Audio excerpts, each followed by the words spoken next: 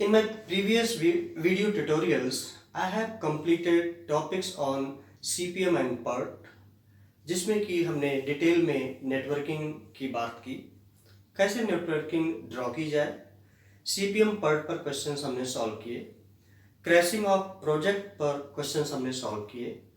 दूसरा टॉपिक हमने लिया था रिप्लेसमेंट पर एक टॉपिक लेकर के हमने क्वेश्चन सॉल्व किए एंड उसके बाद में हमने लीनियर प्रोग्रामिंग प्रॉब्लम के क्वेश्चंस सिंप्लेक्स मेथड से जितने भी possible questions, maximization problem, minimization problem, that with big M method, in fact minimization problem simplex method से जिस मेथड से भी हम सिंप्लेक्स मेथड में सॉल्व करते हैं उसी को हम बिग एम मेथड कहते हैं। स्पेशल प्रॉब्लम्स भी हमने वहाँ पर अटेंड किया और सबके वीडियो ट्यूटोरियल्स हमारे पड़े हुए हैं। और मैं चाहूँगा कि अगर आप में से जो नए जुड़े हैं, जो पुराने जुड़े थे तो उन लोगों ने देखा ही, आप जो नए जुड़ने वाले हैं या जो जुड़े हुए हैं वो आप ज़रूर देखिए, आपको बहुत ही ज़्यादा फ़ायदा करेगा। वो बहुत ही अच्छे तरीके से हमने सिंप्लेक्स मेथड को बहुत ही सिंप्लीफाइड मैनर में आपको समझाने की कोशिश की है, जिसमें कि multiple optimum solution, degeneracy, infeasibility, unboundedness problems हमने उसमें अटेंड की है। आज हम यहाँ पर एलपीपी की ही प्रॉब्लम करेंगे, जिसमें कि हम ग्राफिकल मेथड की बात करेंगे। Excuse me. जैसा कि हम जानते हैं, linear programming problem is basically a technique for choosing best alternatives from the feasible alternatives available in different situations where objective function and constraints are expressed as mathematical functions। तो हम यहाँ पर formulation की बात पहले कर चुके हैं, कैसे एक क्वेश्चन को फॉर्मुलेट किया जाए, मैथमेटिकल मॉडलिंग कैसे की जाए, वो हम पहले कर चुके हैं। अब हम बात करेंगे ग्राफिकल मेथड से कैसे एक एलपीपी को सॉल्व किया जाए। So only 4 steps are involve here. First one, that is identify the problem. Identify the problem, that means कि जो ऑब्जेक्टिव फंक्शन है आप उसको लिनियरली एक्सप्रेस कर लीजिए। बिजनेस डिसीजन जो वेरिएबल्स हैं उनको आप आइडेंटिफाई कर लीजिए, designate them as x1, x2 etcetera. आप कॉन्स्ट्रेंट्स को जो हैं उनको लीनियर रिलेशंस में एक्सप्रेस कर लें इनइक्वालिटीज के फॉर्म में। दूसरा आता है फिर उन इनइक्वालिटीज को का एक ग्राफ पेपर अगर मिल जाए, अदरवाइज आप ऐसे ही इस प्रॉपर स्केलिंग करके उन जितने भी कॉन्स्टेंट्स हैं उनको ड्रॉ करिए। यहाँ पर बात ध्यान देने की योग्य है कि जब हम ड्रॉ करें, जैसा कि हम जानते हैं 4 क्वाड्रेंट्स होते हैं, हमें फर्स्ट क्वाड्रेंट में जहाँ पर कि दोनों कोऑर्डिनेट्स की वैल्यू पॉजिटिव होती है वहीं पर हमें ड्रॉ करना है, या यूं कहिए कि जो हमारा फिजिबल रीजन होगा, यानी कि हमें फिजिबल सॉल्यूशन के लिए हमें फिजिबल रीजन चाहिए। तो feasible region lies only in the first quadrant. The question is what is feasible region. So first, where is feasible region? So feasible region lies only in first quadrant, like say here small, I'll show you. This is the first quadrant where the values are plus. This is the second quadrant, here the minus plus, minus and like values take place here, but we are concerned with here. Say if it is x1, say this is y1, so here this side this is all pluses, this side this is minus, y1 here it is plus, below it is minus, so here this is minus, here it is minus plus, and this quadrant is plus minus, यहाँ पर plus. तो हमें जो भी inequalities हैं उनको हमें draw करना है, और उनका ड्रॉ करने के बाद ये हमारा फिजिबल रीजन है, उनके द्वारा जो कॉमन रीजन होता है वही हमारा बेसिकली फिजिबल रीजन हम डिमार्केट कर लेंगे, and the solution, feasible solution will lie only in feasible region. तो दूसरा पॉइंट हमने बताया, आप ड्रॉ कर लीजिए, फिजिबल रीजन डिमार्केट करिए। The third point is obtain point on the feasible region that I am going to show you with the help of a mathematical question, main question, और कैसे हम results को interpret करें। ये अभी हम चारों बातें आपको करके दिखाते हैं। Let us take an example here that is very simple. Rather ये एग्जांपल हमने सिंप्लेक्स मेथड सॉल्व करते समय लिए थे, वही एग्जांपल हम फिर ले लेते हैं जिससे कि समझने में आप सबको आसानी हो। मैक्सिमम यहाँ पर मैक्सिमाइजेशन या मिनिमाइजेशन की प्रॉब्लम्स लेंगे हम। इसमें मैक्सिमाइजेशन की प्रॉब्लम ले रहे हैं, मिनिमाइजेशन की प्रॉब्लम बाद में लेंगे। वहां पर केस थोड़ा सा डिफरेंट हो जाएगा, वो हम आपको अभी भी बता देंगे। Say the problem is of maximization, maximum Z is equal to, ये प्रॉब्लम हम पहले भी ले चुके हैं, 40x1 plus 35x2 subject to constant. Say problem इसी तरीके से ऑलरेडी फॉर्मुलेटेड है, 2x1 plus 3x2 is less than or equal to 60. Say this is raw material constraint, and 4x1 plus 3x2 is less than or equal to 96. ये labour our constant है मान लीजिए, and x1 x2 greater than or equal to 0. Say that the problem is already formulated. जैसे हम formulation यहाँ नहीं बता रहे, हमने पहले ही कहा है। प्रॉब्लम मान लीजिए इस तरीके से फॉर्मुलेटेड है। अब हमें ग्राफिकल मेथड से सॉल्व करना है। हमारे पास ग्राफ पेपर नहीं है क्योंकि हम एक्सट्रीम वैल्यूज यहाँ पर लेते हैं। आप बेटर आप एक प्रॉपर स्केल लें, पेंसिल लें और तब आप करें। आप एक फर्स्ट क्वाड्रेंट यहाँ ड्रॉ कर लीजिए। प्रॉपर स्केलिंग आपको करनी है। मान लीजिए ये x1 एक्सिस है, ये x2 एक्सिस है। अब आप जरा देखें स्केलिंग कैसे करेंगे। स्केलिंग का मतलब लाइन खींचना नहीं, आप लाइन तो खींच ही लिया। स्केलिंग का मतलब कि कितनी वैल्यूज, कितनी ज्यादा वैल्यूज हम ले और स्केल क्या ले, पैरामीटर क्या ले, जिससे कि डिफरेंस क्या ले स्केल का, जिससे कि हम सारी वैल्यूज यहाँ पर रिप्रेजेंट कर सकें। अब मान लीजिए इनइक्वालिटी फर्स्ट में अगर आप ध्यान से देखें तो किसी भी x1 या x2 की एक्सट्रीम केस में मतलब एक की वैल्यू अगर हम 0 रखें तो दूसरे की क्या वैल्यू हो सकती है, या x2 की वैल्यू 0 रखें तो x1 की क्या वैल्यू हो सकती है, मैक्सिमम x1 या x2 की क्या वैल्यू आएगी। तो यहाँ पर हम देखें मैक्सिमम x1 या x2 की वैल्यू यहाँ पर 30 आएगी, 30 से ज्यादा नहीं है, क्योंकि 3 से हम डिवाइड करेंगे तो ये 20 होगा, बट 2 से डिवाइड करेंगे तो 30 होगा। इसी तरीके से यहाँ पर 4 से अगर हम डिवाइड करें तो हमारा 24 आएगा, और 3 से डिवाइड करें 32 आएगा। इसका मतलब मैक्सिमम 32 होगा। तो अब आप 2 पॉइंट्स का डिफरेंस ले सकते हैं, 2 और 4 पॉइंट का डिफरेंस ले सकते हैं। जगह कम है इसलिए मान लीजिए 4 पॉइंट का लेते हैं। Say it is 4, 8, 12, 16, 20, 24, 28, 30 and 32.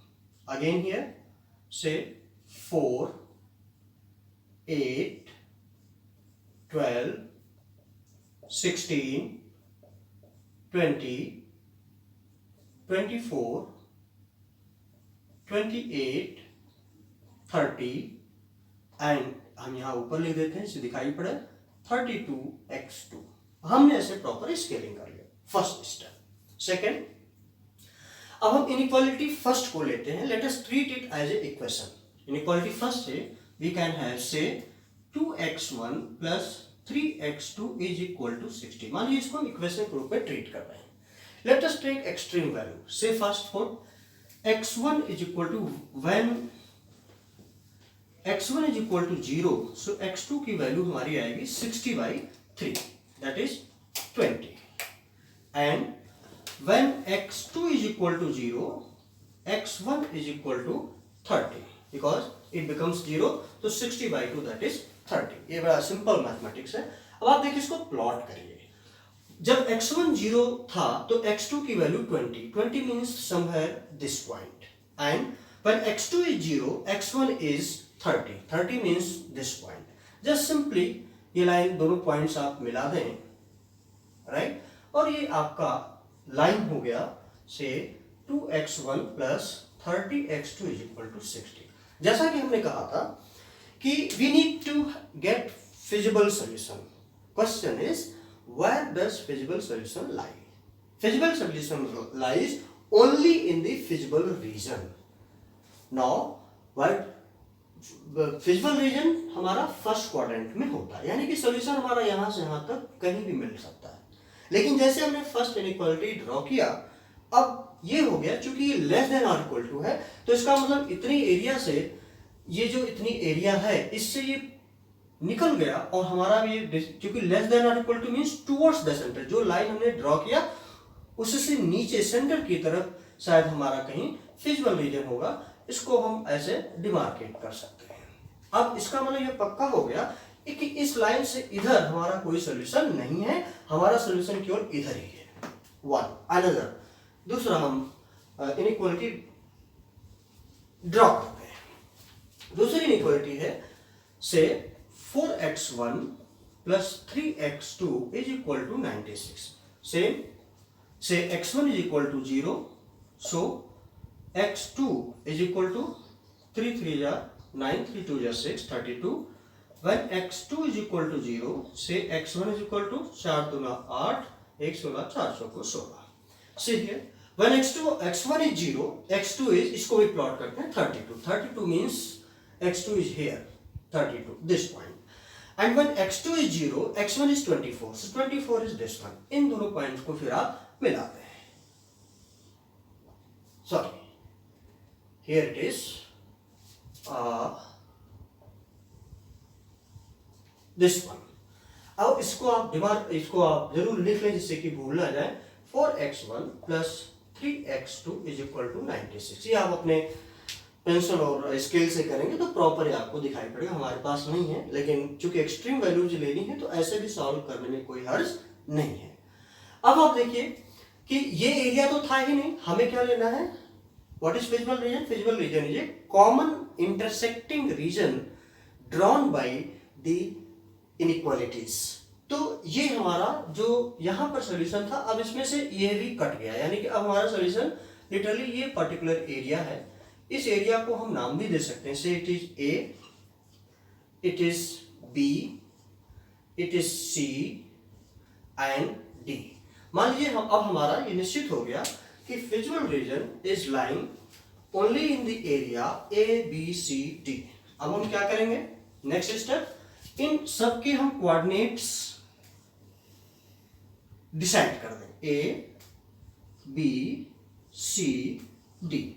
ए का कोऑर्डिनेट मान लीजिए 0 0 है, क्योंकि हमारा पूरा एरिया ये बन रहा है तो हमें लेना पड़ेगा. सो 0 0, राइट. बी का कोऑर्डिनेट क्या होगा? बहुत ही क्लियर है. बी का कोऑर्डिनेट 20, सो 0, x1 0 है, y x2 20 है, सो 0 20. डी का सी का कोऑर्डिनेट अभी हम सॉल्व करके दिखाते हैं. डी एक्सट्रीम केस है, हम ले सकते हैं. डी का coordinate that is 24 and 0, right. अब C का चूंकि ये इंटरसेक्टिंग पॉइंट है तो हम क्या करेंगे? इन दोनों क्वेश्चंस को आपस में सॉल्व कर लेंगे. यहां हम सॉल्व करके आपको दिखाते हैं. से 4x1 plus 3x2 is equal to 96 and 2x1 plus 3x2 is equal to 60. आप इसको माइनस कर दें, सो ये कट गया. So 4x1 minus 2x1, that is 2x1 is equal to 6 and 9 minus 6, that is 3. So this implies that x1 is equal to 18. और x1 की value आप किसी एक में पुट कर दें. मान लीजिए 18 यहाँ पर फर्स्ट में पुट करते हैं. सो 18 चौक 72. सो यहाँ पर आ जाएगा आपका x2 is equal to 96 minus 72 by 3. That is 6 में से 2 गया 8, 9 में से 7 गया 2, सॉरी 6 में से 2 गया 4, 9 में से 7 गया 2, 3, 8. That means x2 is equal to 8. So here now we can put the values here 18 and 8. अब ये जो आपने ए बी सी डी जो रीजन आपने निर्धारित किया उसके कोऑर्डिनेट्स आपने कैलकुलेट कर लिए. अब इसी पर आप जेड की वैल्यू यहां से जो आपका ऑब्जेक्टिव फंक्शन है उसमें देखिए कि z की वैल्यू कहाँ मैक्सिमम होती है। अगर हम z की वैल्यू यहाँ पर मैक्स z की वैल्यू निकालें 40x1 प्लस 35x2, अगर यहाँ पर 0 0 रखें तो ये 0 हो जाएगा। अगर b की वैल्यू हम यहाँ 0 कर दें तो दैट इज 0 एंड 35 इंटू 20, सो ये हो गया 0, 2 2 5 जा 10, 700। यहाँ पर 18 से 18 into 40 plus 8 into 35, so that comes out 18 Chowk 72, 720 plus 8 पंचे 40, 4 8 8 24, 4 28, 280, so that is 1000. Here it is 1000 and here 4 ये 0 हो जाएगा, so 0, 4 चौको 16, 1 4 2 8 1 9। इसका मतलब हुआ कि मैक्सिमम वैल्यू हमारी 1000 की यहाँ पर आई C। अब इस पर मैक्सिमम आई, हमें मैक्सिमाइजेशन का केस लेना है। अगर अब यहाँ पर हमारा जो इंटरप्रिटेशन होगा वो ये होगा कि x1 की 18 क्वांटिटीज और x2 की 8 क्वांटिटीज अगर हम सेल करें तो हमें मैक्सिमम प्रॉफिट होगा। और इस तरीके से हम ग्राफिकल मेथड से एलपीपी की प्रॉब्लम, जहां पर कि केवल 2 वेरिएबल्स हैं, अगर मोर देन 2 वेरिएबल्स हैं तो हमें सिंपलेक्स मेथड में जाना पड़ेगा। तो जहां पर 2 वेरिएबल्स केवल हैं वहां पर हम ड्रॉ करके बहुत ही आसानी से, आपने देखा, आपको हमें लगता है समझ में आया होगा, हम मैक्सिमाइजेशन की प्रॉब्लम सॉल्व कर सकते हैं। नेक्स्ट हमारे वीडियो ट्यूटोरियल में हम ग्राफिकल मेथड से मिनिमाइजेशन की प्रॉब्लम की बात करेंगे और जो स्पेसिफिक केसेस हैं अनबाउंडेडनेस और इनफिजिबिलिटी, ऐसे मल्टीपल ऑप्टिमल सॉल्यूशंस की भी बात हम करेंगे। मैं आशा करता हूँ कि आपको ये हमारा वीडियो ट्यूटोरियल ग्राफिकल मेथड पर जरूर पसंद आया होगा। और अगर आपको पसंद आया है, समझ में आया है, तो आप हमें ज़रूर सब्सक्राइब करें, शेयर करें, लाइक करें। और अगर आपको कोई क्वेरी है तो आप हमें हमारे मेल पर rclasses@gmail.com पर अपनी क्वेरीज हमें भेज दें। हम एवरीडे एट 9 PM हम आपकी क्वेरीज सॉल्व करेंगे और अटेंड करने की कोशिश करेंगे। Thank you very much.